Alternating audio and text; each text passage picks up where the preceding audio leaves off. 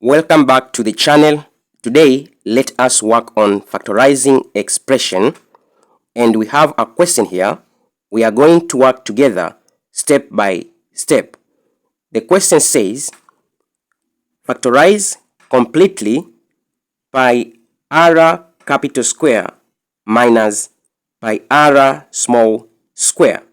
Hence, find the value of expression when pi is equal to 22/7, r is equal to 9, and r small is equal to 5. As you can see to our question, pi is common to all the terms. I'm going to factor out pi.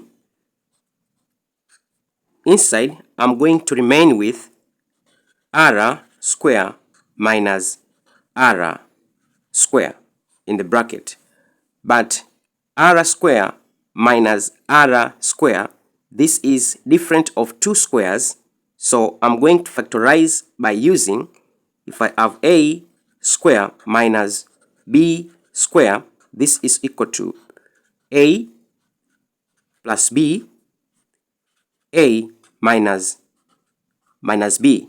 For that case, I'm going to have pi in the bracket r plus r.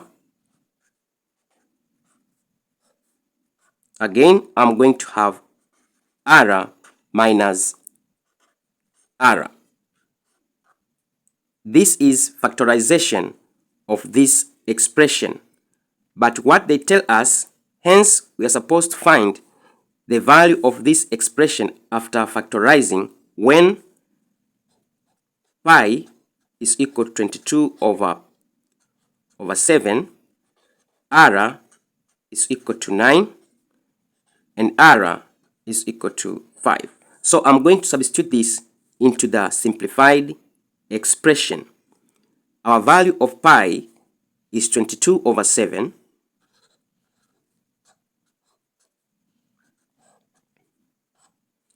R is equal to 9, that is going to be 9, plus R is equal to 5, plus 5, then R, that is 9, take away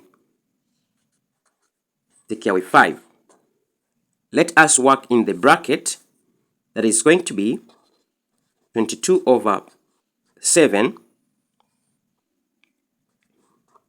9 plus 5, that is 14, 9 minus 5, that is, it is 4. We can open the bracket, 22/7 multiplied by 14 multiplied by 4.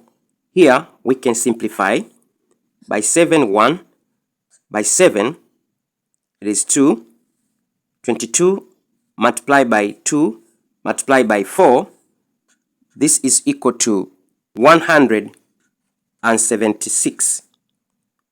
And this is the value of our expression after substituting the given values. I hope you understand this question. Don't forget to subscribe, share, and comment. See you next time. Bye.